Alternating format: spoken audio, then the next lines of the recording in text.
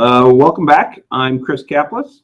Jim Rice. And we're going to talk to you about the Chef Yourself case. But first, I wanted to do a quick recap of what you've learned so far in the course.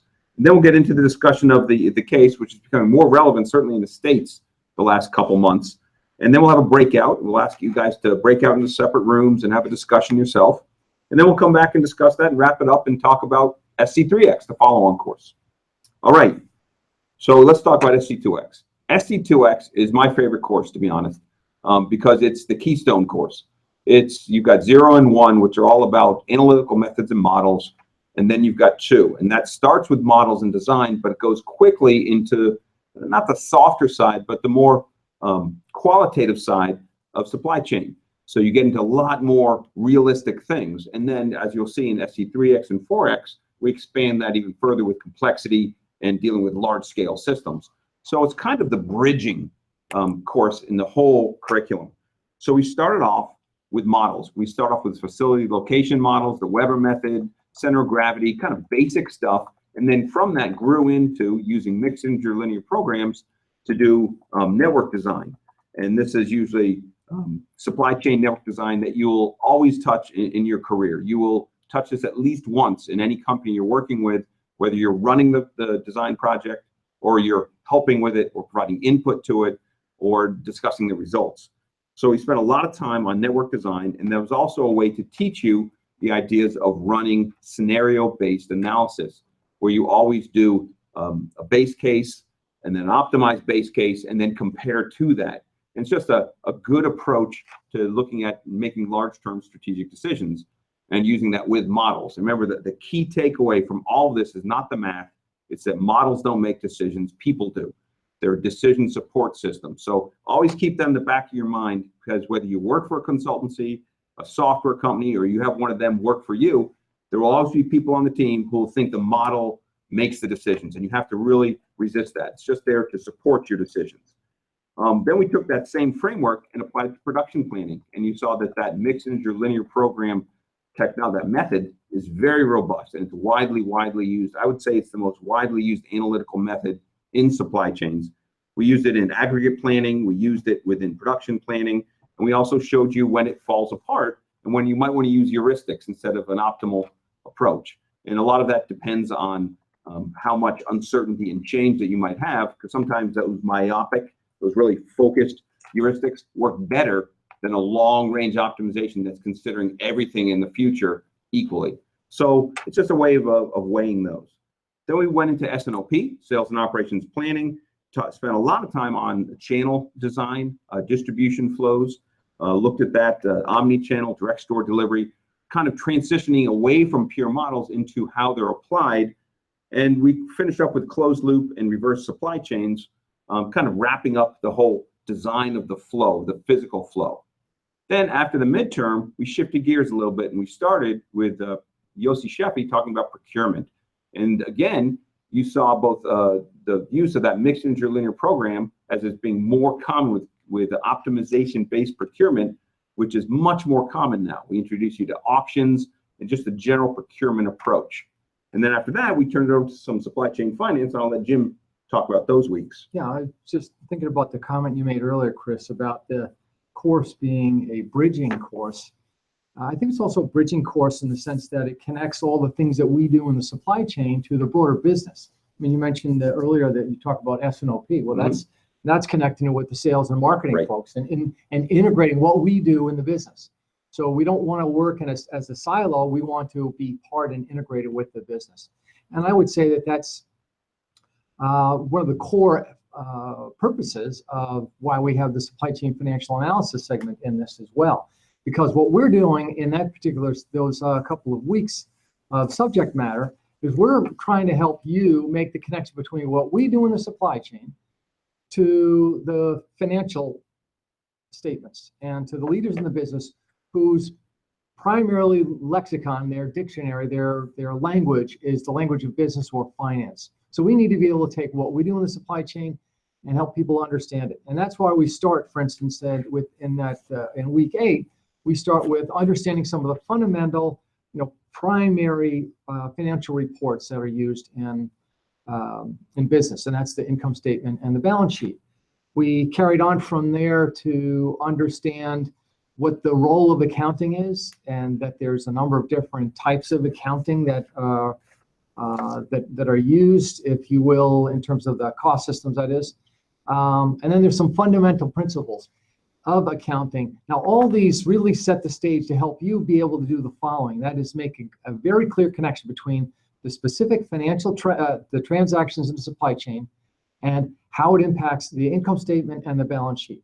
That's going to be really important to be able to explain to the the leaders in the business. Now, the costing systems, we need to understand that the costing systems really comes back to what you were saying about decision support. These are decision support systems. These are internal systems that allow the business to have a better understanding of how the costs are created, so they can make better decisions about which products, which customers, which markets to serve or choose not to serve. That leads us into this approach of using activity-based costing, which gives a more accurate reflection of the cost for a business. We then build off of that and go into working capital space, which is basically the funds that the business invests in the operations, and how much cash is actually necessary to run the business, and how long you need to have that. And that's where we showed you how to do the cash conversion cycle. And we talked about net operating working capital, sort of how long you need it and how much you need. Jared Gensel, my colleague, picked up and then went and talked about discounted cash flow, supply chain cash flows, and net present value to help you understand how to make investment decisions for the business in the world of supply chain. And then finally, we talked about supply chain finance, which is, heretofore has been known as trade financing, but it's basically how do you get cash when you have a receivable, meaning someone owes you money and you need to get cash to run your business. Pretty simply stated. Yeah, so the first part of the course was all about designing the physical flow. The second part was more about the financial flow. And so interspersed with this is some of the information flow.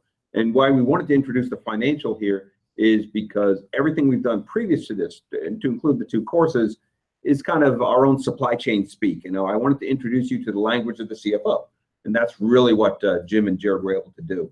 We wrapped up the whole course with tying together design of the organization itself.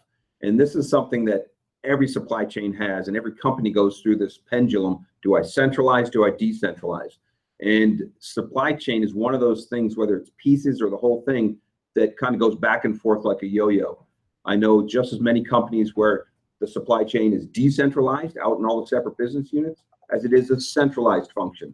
Sometimes it's a shared function. It's something you're going to have to deal with because a lot of times you will be grouped in the supply chain function, will be grouped in with, say, with manufacturing. Sometimes it's grouped in with marketing. Sometimes it's with procurement. And so it'll be organized in different ways with different companies. And what you need to think about is, instead of the whole entity, is what features should be centralized or decentralized. As a general rule, I think we would agree there's certain things that should be centralized where you can leverage scale, like procurement, any kind of strategic planning, but the execution should almost always be decentralized. But there's always a trade-off between that. And we finished up with metrics. How do you design a supply chain metric system? So hopefully you got a lot out of this course so far, because it was all about design. Design of the physical, design of the financial, and design of the information flow along the supply chain. And so what we wanted to do to finish up before your final exam next week is to talk about this case study. And so we created this case study, and it's evolved over the last year and a half since we first wrote it. It was really kind of a jumble of things, and we kind of wrote it up like any case study, is that at first things were working fine, something happens, and you got to do something different. And so the whole case centers on Wendy Swenson, who comes to this new company, and she's faced with all these competing views of what to do, from the CEO to each person in charge of running the transportation, the kitchens, and all these other areas. And what your job was to try to figure out, okay, what should we do next? And so we kind of set you up for this to put you in Wendy's shoes, because this is a situation that if you come into a new job, unless you're coming in on a lower mid-level staff, you will come into a situation like this where you're expected to solve something. And you don't quite know the people, you don't know the players. And so we tried to put a little bit of everything in this case. Now, we didn't design this out of scratch. We actually based this on a series of companies that are here, mainly Blue Apron. And we'll talk about them in a second.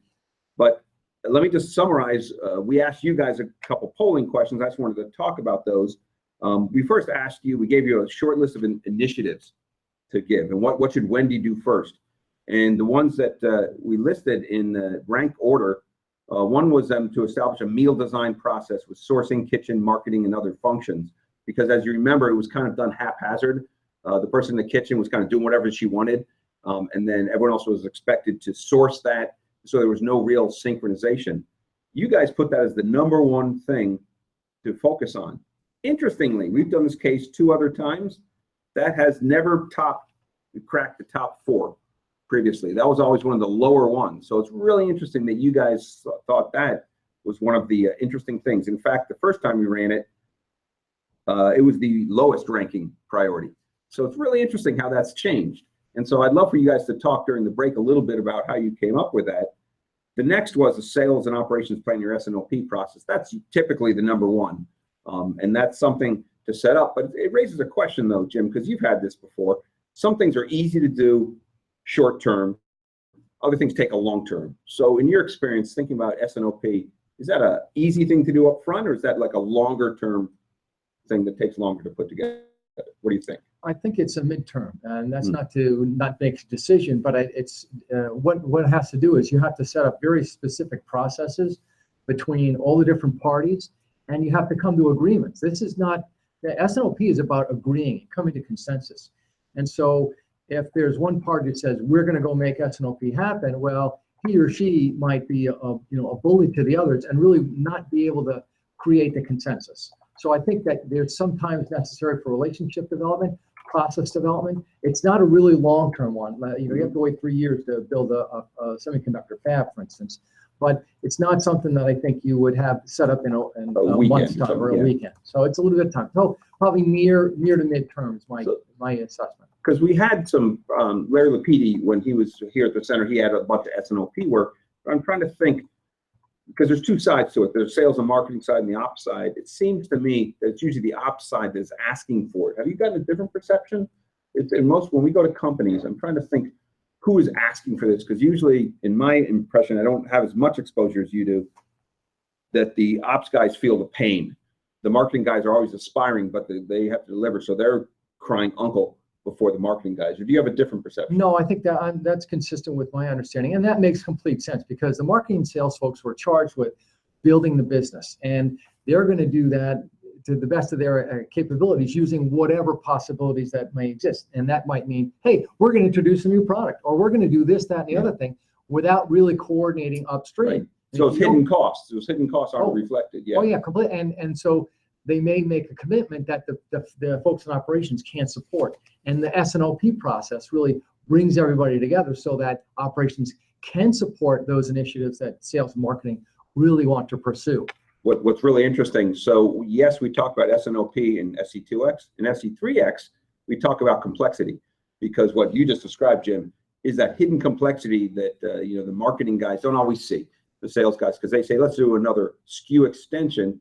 Well, that has ramifications, especially down to your inventory stocking and a lot of your other operations. And so the whole idea of adding complexity, that's fine, but you've got to make sure people understand the cost of adding that complexity. So one of the things about S&OP and on this idea of complexity, I think S&OP helps the folks in marketing and sales understand some of that complexity that operations has to do with. But I also think that it helps the operations folks understand the challenges and the complexity that the sales and marketing people have, so that they can better coordinate the whole enterprise. Yeah, and it's funny, because going back to what you guys picked for your #1 initiative, which was establish a meal design process with sourcing, kitchen, marketing, and other functions, that's essentially a little S&OP internal to the company. So that's like an operations coordination, because what we had done in the case, and I kind of just hinted at this through the case, through other discussions that Wendy had, is that sourcing didn't talk to kitchen, didn't talk to marketing, don't forget sales in this. It was just the people themselves. So maybe these are the S&OP and this are kind of similar. similar processes, because the integration is what you guys were leading towards. So that's interesting. So then we also asked you about transportation initiatives, because that's another area I wanted you to explore. And you guys are pretty much fell in line with the previous runs, is that renegotiating with the KC Fish carrier to take over distribution for those 4 new markets. Because if you do run any numbers here, you see that you're just it's just a bad contract. And so you need to do something there. And that pretty makes sense. And then running a bid for the line haul transportation. Everyone says that's one of the top 1 or 2 things. Hopefully, because you just had a week on procurement and we talked about transportation procurement, it's a good way to see what the market will bear for those things. So that's great. The last thing we did, we gave you 3 pieces here, and this is interesting. Process initiatives, where's the highest priority? S&OP, meal design, or forecasting, and you listed them in those orders. So it's interesting, the meal design process was number 1 for the short list of initiatives, but it was number 2 by dramatic range. It was 60% of, you said, for S&OP, then 20% for meal design, 20% for forecasting. That's kind of surprising that they flipped there. But most people do say the S&OP is something that's needed, because obviously the big thing you can take away from this case study is that people weren't talking to each other. And I wish I could say that's unique to this case study, but that seems to be the root of almost every problem in every organization, is that there's no formal mechanism for people to communicate and trade off the decisions for a unified decision. And I think that's a specific, especially true for startups, because in startups, people have to get stuff done, and a lot of times they don't have the high structure that usually comes with a large organization. And so it's not only, not all startups have that problem, but it can be more likely there. And so, like I said, I didn't base this on just, I didn't make it up totally from scratch. I actually based it on a company called Blue Apron, which interestingly went public last summer, the summer of 2017. And it originally went out at a stock price of $10 a share on the end of June. And do you know what it's trading for now? I just checked it last night. Yeah, $3 a share. It had 2 big drops. One of them coincided with the Amazon announcement, where Amazon bought Whole Foods, but then it's just recently dropped again. They've had their revenue has actually gone up. It's exceeded expectations. So for Q3, which ended in September, their revenue is about $210 million. Great, it exceeded by, like, I want to say 10 to 15%. However, the number of customers is falling. It's dropped from 1 million in the first quarter down to 800,000. So they're dropping customers, and it's costing them more. Their costs are going up, both for their marketing costs to get new customers, and also they just opened up a new facility, and that's really hitting a lot of their costs. And so they've had a lot of layoffs. They've laid off over 10%, or right around 10% of their workforce. So they've been struggling, but they're not alone. There's other people in this space. Now, there's a lot of companies that are entering or have been in there, and I think it's not clear how that market's going to develop, because there's, we believe, obviously the folks who join this marketplace believe that there's going to be continued demand for this, but what we don't know is whether this is going to be a passing fad or and only be serving a very small marketplace. Yeah, because this is also, we can talk about the different companies, because there are at least, I just went on the web real quick. I found 6 direct competitors. So HelloFresh, Plated, Green Chef, Sunbasket, Home Chef, Purple Carrot. I know Tara's Kitchen is another one. There's a lot of local ones that do this as well. And these are ones that order online, deliver at home. Some are specialty. There's some that are only kosher food. There's some that are organic. Some are higher end, some are lower end. But they're all kind of following the same format. But put them aside, there's a whole nother area of competition, and that's grocery stores. If anyone has the misfortune to work for a grocery chain, your margins are razor thin. The only place you really make money is if you can sell wine and beer. That's one. But the other is prepared foods. Yeah. And so if you go into any supermarket, they'll push that prepared, pick up and take away home meals right up front, because that's where they make their margin. And so the difference between this home delivery, where you have to bake it a little yourself, versus pick up, grab and go, there's a lot of competition there. Well, and that's why I think we just don't know how big the market ultimately will be. There's a market there, but can organizations serve that market efficiently and effectively and still make a profit. Yeah, because what it comes down to, and hope you saw it, and I think the online companies are figuring this out. It's one thing to prepare the meals and get the web interface, the front end. Everyone can pretty much do that. That's not a barrier to entry. The hard part is figuring out how to deliver low frequency, small objects to a wide dispersed customer base. It works where in high density. That's why you see any of these initiatives happen in cities, right? But as you get out into the suburbs or spread out, it gets tougher because your economics, the cost of delivering that one food pouch goes way up. I used to belong, my wife and I used to belong to a service that was called, gosh, I can't think of the name, but they would deliver every day the meals for that day. And we did it for a little while, but that, my gosh, every day delivery, that's just so expensive. I don't know how they made money. That's probably why they're out of business today. They didn't. They didn't. But what most of these companies are doing, they deliver multiple meals once a week. So they cut down the frequency, so therefore you can increase the volume. That's one way to do it. But it is a challenge. Yeah, but it's a similar problem that any of the package delivery companies are trying or have to deal with. You know, they need to get density to be able to make multiple deliveries at one particular location. And so I think it's really interesting in this exciting and emerging business.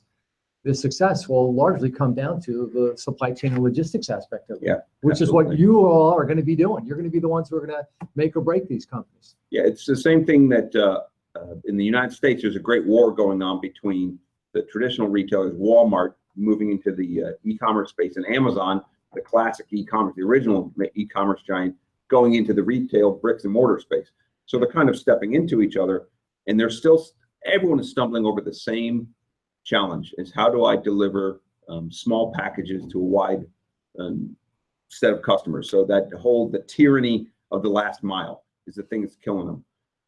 Amazon did something really interesting, kind of aside from the food, is they've started in major cities. I know in New York, they started taking over the management of like a large apartment complex, the back room.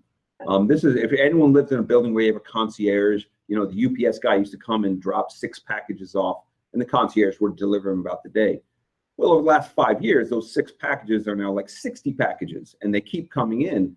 And what was once a little mail room where you stack the packages up, it's now like a receiving dock. And so what Amazon has done is brilliant. They take over ownership of management of that away from the concierge, so the building doesn't worry about it. But now they have this pipeline to a high volume traffic area. And so now they can control that flow because they're collecting, consolidating all that demand from the different places into one area. So that's pretty clever. We're seeing a lot of interesting things happen on this space. All right, anything else you want to say about the case, or anything that you saw? No, I think it was really fascinating, and you know, I'm curious to see what everybody comes up with in terms of their, you know, how you think about this. Yeah. So what we want you to do during the breakout, let's get back to the case, and we want to ask a specific question, because if you remember from the case, the existing kitchen is in Sacramento, and that was fine as when they were serving Sacramento. But remember, it kept getting bigger, and then they started going to San Francisco, and they started going down to San Jose, and that's fine. But now you have these other locations opening up, and so they're hitting a critical juncture. And so what I want you guys to decide in your groups is, 1, should we open a new kitchen? Yes or no? Because you're going to have some investment one way or the other. Expand the kitchen in Sacramento, make it bigger, make it more, you know, efficient scales, because as you make it bigger, you can become more efficient. Or 2, do I open up additional kitchen or kitchens? And if you do that second option, where should they be? So first question is, should I keep one, expand existing kitchen, or open new kitchens? And if you choose to, where do you locate them? I gave a couple potential locations, but I'd love to hear your discussion on that. So it is just about, go ahead. Yeah, and so I also suggest that you think about, what are the trade-offs? If you're going to choose one, what are the trade-offs between making that choice versus having multiple kitchens? And I won't say any more, but I hope that will give you some inspiration to think and be very clear about what is it that you're actually trading off. You know, why would you choose one versus multiple, or vice versa? All right, so that's your mission. So at this point, let's break off in discussions. We'll bring you back in about 15 minutes, and so we'll see you in a few minutes. Second.